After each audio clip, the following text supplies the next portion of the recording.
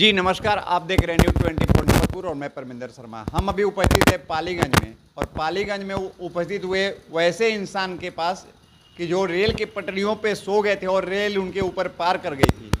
उन्हीं चंदन वर्मा जी हैं जो 2 दिन पहले जेल से रिहा हुए हैं, उनके पास पहुँचे हैं और इस संबंध में पहुँचे हैं उनकी जीवनी के जानने के बारे में कि क्या इनके घर में कुछ पहले से राजनीतिक लोग जुड़े आ रहे हैं या फिर यह इनके दिल में कैसे आया। आइए पहले इनसे परिचय करवा देता हूँ। सर, हमारे दर्शकों को आप अपना परिचय दे दीजिए। मेरा नाम चंदन कुमार वर्मा हुआ और मैं पालीगंज से धरहरा का निवासी हूँ।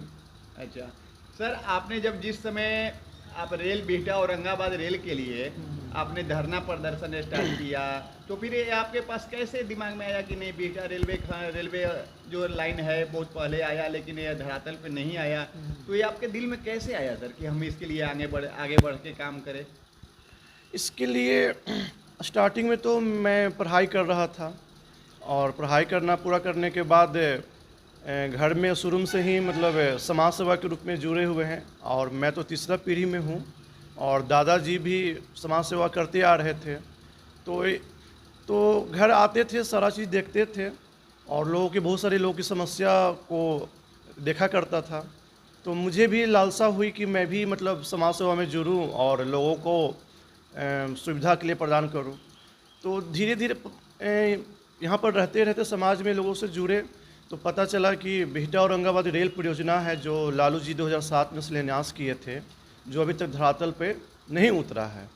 तो सभी लोगों का संगठन मिला के और यहाँ पर इसको एक बड़ा कमेटी बनाया गया और उसको 17 से इसी जगह पे मतलब पहला बैठक किया गया था। अच्छा, यही हाँ, पहला बैठक? हाँ, बैठक किया गया था और यहाँ से ही सारा पूरा रूप तैयार किया गया था और आंदोलन 17 से अभी तक चालू मतलब है।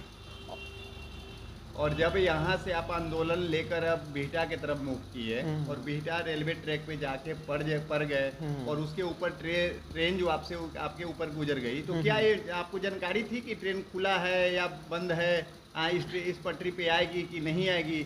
उस समय कैसा फील हुआ आपको? कैसे लगा कि नहीं हम यहाँ पे पड़ेंगे तो सेफ है कि नहीं सेफ है?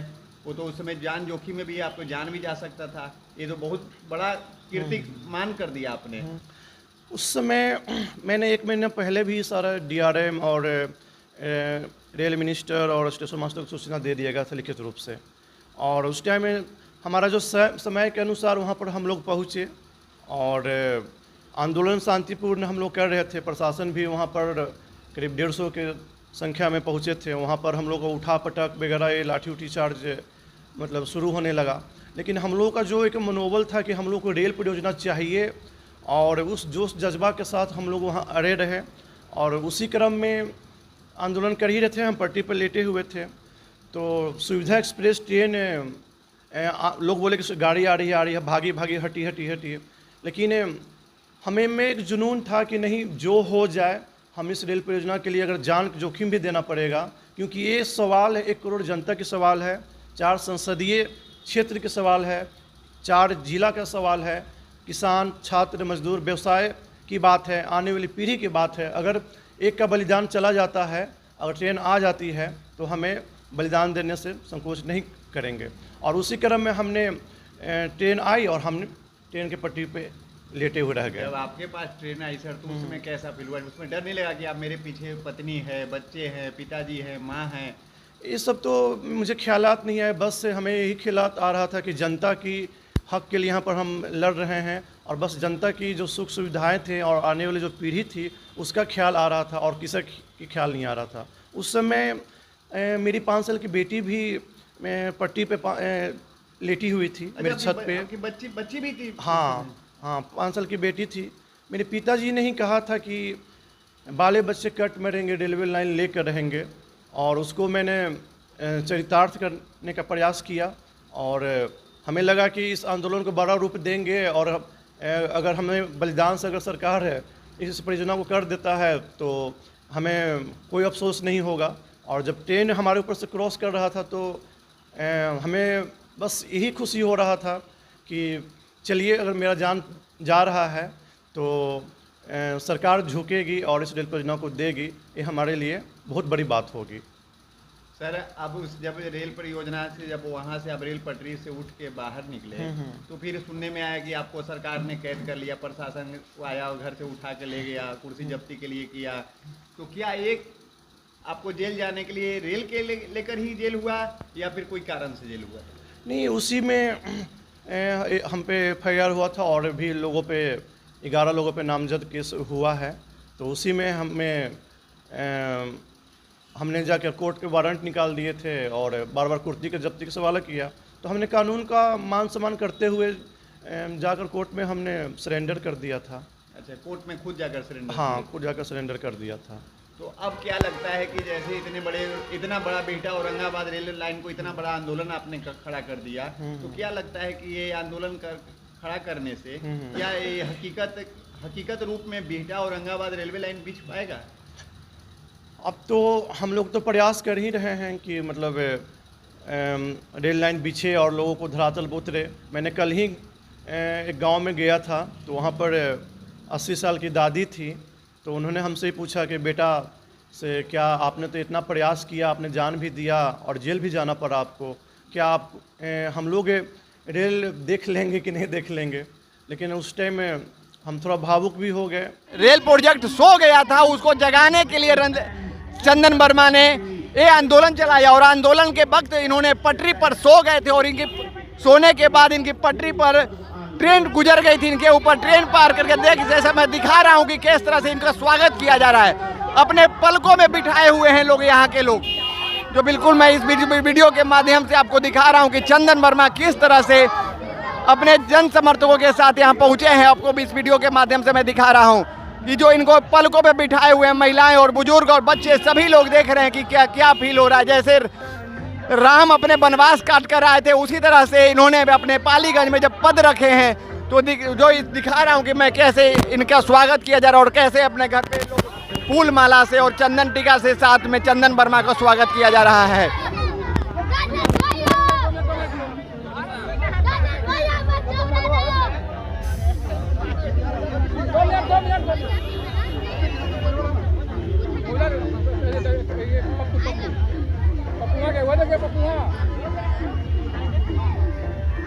जो आपको चंदन वर्मा आज 20 दिनों के बाद पाली के धरती पर आए हैं और देख सकते हैं कि एक उनकी दादी हैं जो भी अपने पलकों पर बिठाए हुए और उनको स्वागत के लिए किस तरह से उनकी दादी जो है देखिए आरती उतार रही हैं। और जो आपको बताया गया, जो मैंने पहले भी कहा था कि जो सत्य के राहों में कठिनाई तो आती है, लेकिन कठिनाइयों को पार करने के लिए संजय चंदन वर्मा यहाँ तक पहुँचे हैं और ये जेल की सज़ा भी किए और आज रिहा होकर आए हैं।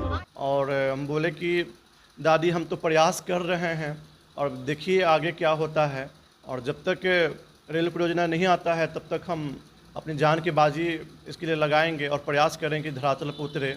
और सरकार से विनती कर रहे हैं कि इसको फर्स्ट प्राथमिकता देते हुए इसको धरातल पर उतारने के काम करें। और 1 महीना पहले मैंने इंजीनियर से भी बात किया, लगातार हर महीने इंजीनियर से जाता था, मिलता था, और उन्होंने बोला था कि इस अक्टूबर में 3rd वीक में DPR जो है रेलवे बोर्ड दिल्ली चला जाएगा। तो अभी जेल से मैं बाहर आया हूँ, तो 2-3 दिन में मैं रेलवे इंजीनियर से और अधिकारी से मिलूँगा और प्रयास करूँ कि जल्दी से जल्दी उसको रेलवे बोर्ड दिल्ली भेजा जाए और स्वीकृति के लिए। फिर अगर स्वीकृति नहीं मिलती है तो फिर हम लोग आंदोलन जारी रखेंगे और आगे का कार्यक्रम भी हमारा जंतर मंतर दिल्ली पे है। दिल्ली जी में। जी। आपने 20 दिन सर जेल में रहे, कितना 24 डेज 24 डेज अगर जेल में रहे सर, बेऊर जेल में रहे, तो कैसा फील उस समय क्या लगता था कि मैंने कोई जो कार्य किया है वो सही किया है या गलत किया है? आपके अंदर फील होता होगा कि मेरे सभी लोग बाहर हैं, हम जेल के अंदर आ गए हैं, ये तो फील होना आम बात है। तो उस समय क्या बीतता था आपके?